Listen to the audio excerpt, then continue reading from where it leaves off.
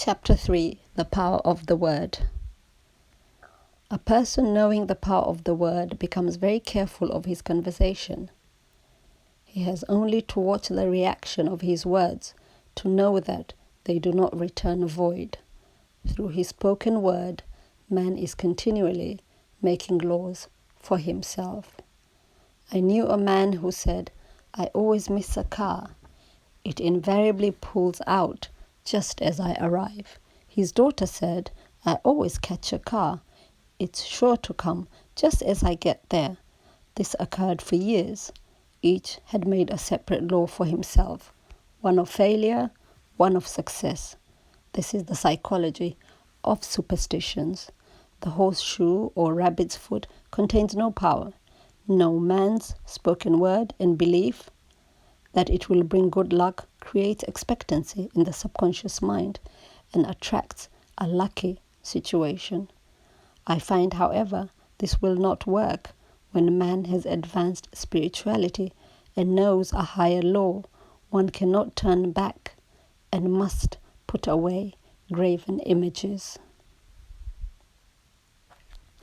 For example, 2 men in my class had great success in business for several months, when suddenly everything went to smash. We tried to analyze the situation, and I found, instead of making the affirmations and looking to God for success and prosperity, they had each bought a lucky monkey. I said, "Oh, I see. You have been trusting in the lucky monkeys instead of God. Put away the lucky monkeys and call on the law of forgiveness, for man has power to forgive or neutralize his mistakes." They decided to throw the lucky monkeys down a coal hole, and all went well. This does not mean, however, that one should throw away every lucky ornament or horseshoe about the house, but he must recognize that the power back of it is the one and only power, God, and that the object simply gives him a feeling of expectancy. I was with a friend one day who was in deep despair. In crossing the street, she picked up a horseshoe. Immediately, she was filled with joy and hope. She said God had sent her the horseshoe in order to keep up her courage. It was indeed at that moment about the only thing that could have registered in her consciousness. Her hope became faith, and she ultimately made a wonderful demonstration. I wish to make the point clear that the men previously mentioned were depending on the monkeys alone, while the woman recognized the power back of the horseshoe. I know in my own case, it took a long while to get out of a belief that a certain thing brought disappointment. If the thing happened, disappointment invariably followed. I found the only way I could make a change in the subconscious was by asserting there are not 2 powers, there is only one power, God. Therefore, there are not 2 disappointments, and this thing means a happy surprise. I noticed a change at once, and happy surprises commenced coming my way. I have a friend who said nothing could induce her to walk under a ladder. I said, if you are afraid, you are giving into a belief in 2 powers, good and evil, instead of one. As God is absolute, there can be no opposing power unless man makes the faults of evil for himself. To show you believe in only one power, God, and that there is no power or reality in evil, walk under the ladder. You see. Soon after, she went to her bank. She wished to open her box in the safe deposit vault, and there stood a ladder on her pathway.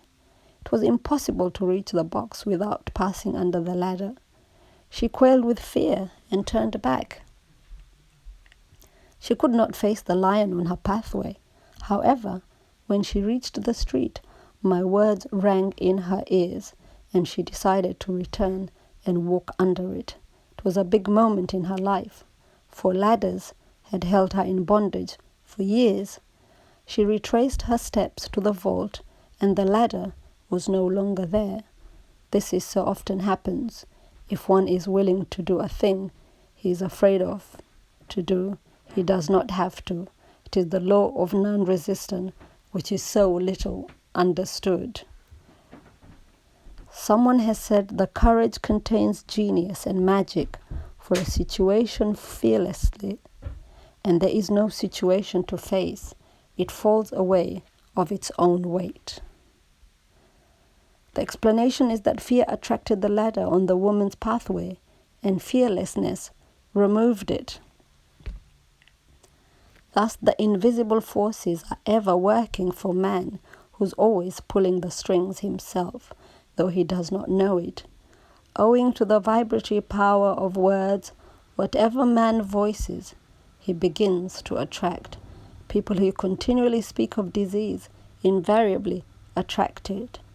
After man knows the truth, he cannot be too careful of his words. For example, I have a friend who often says on the phone, "Do come to see me and have an old-fashioned chat." This old-fashioned chat means an hour of about 500 to 1,000 destructive words, the principal topics being loss, lack, failure, and sickness. I replied, "No, I thank you. I've had enough old-fashioned chats in my life. They are too expensive. But I will be glad to have a new-fashioned chat and talk about what we want, not what we don't want." There is an old saying that man only dare uses his words for 3 purposes: to heal, bless, or prosper. What man says of others will be said of him, and what he wishes for another, he is wishing for himself. Curses like chicken come home to roost. If a man wishes someone bad luck, he is sure to attract bad luck himself. If he wishes to aid someone to success, he is wishing and aiding himself to success.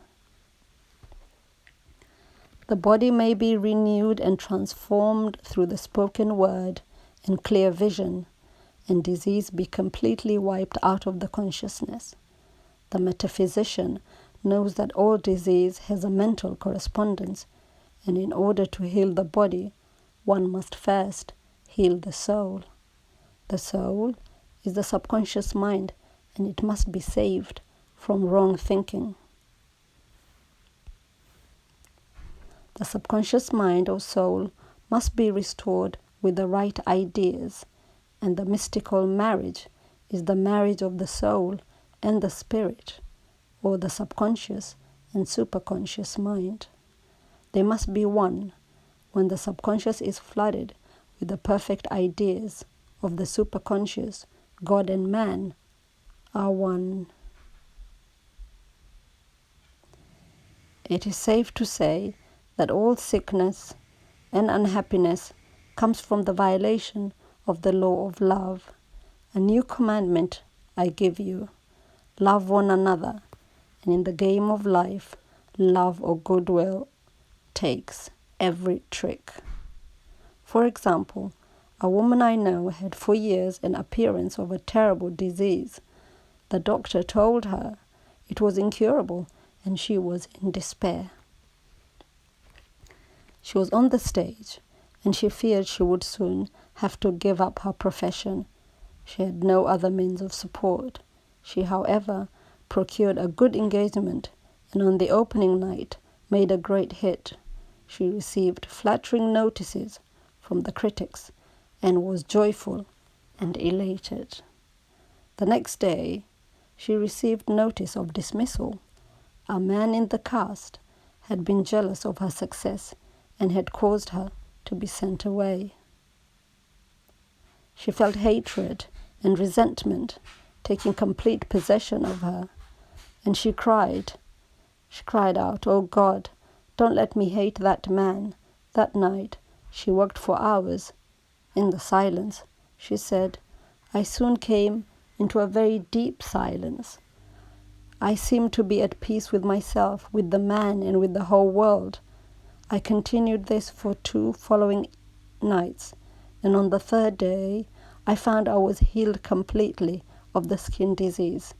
In asking for love or goodwill, she had fulfilled the law, for love is the fulfilling of the law, and the disease, which came from the subconscious resentment, was wiped out. Continual criticism produces rheumatism, as critical, inharmonious thoughts cause unnatural deposits in the blood, which settle in the joints. False growths are caused by jealousy, hatred, unforgiveness, fear, etc. Every disease is caused by a mind not at ease. I said once in my class, there is no use asking anyone, "What's the matter with you?" We might just as well say, "Who's the matter with you?" Unforgiveness is the most prolific cause of disease. It will harden arteries or liver and affect the eyesight. In it, trains are endless ills. I called on a woman one day who said she was ill from having eaten a poisoned oyster. I replied, "Oh no, the oyster was harmless. You poisoned the oyster." "What's the matter with you?" she answered. "Oh, about 19 people. She had quarreled with 19 people and had become so inharmonious that she attracted the wrong oyster." Any inharmony on the external indicates there is mental inharmony, as within, so without. Man's only enemies are within himself, and a man's foes shall be they of his own household. Personality is one of the last enemies to be overcome. As this planet is taking its initiation in love, his work is with himself to send out goodwill and blessings to every man. And the marvelous thing is that if one blesses a man, he has no power to harm him. For example, a man came to me asking to treat for success in business. He was selling machinery, and rival appeared on the scene with what he proclaimed was a better machine, and my friend feared defeat. I said, "First of all, we must wipe out all fear and know that God protects your interest and that the divine idea must come out of the situation. That is, the right machine will be sold by the right man to the right man." And I added, "Don't hold one critical thought towards that man. Bless him all day and be willing not to sell your machine if it isn't the divine idea." So he went to a meeting, fearless and non-resistant, and blessing the other man. He said the outcome was very remarkable.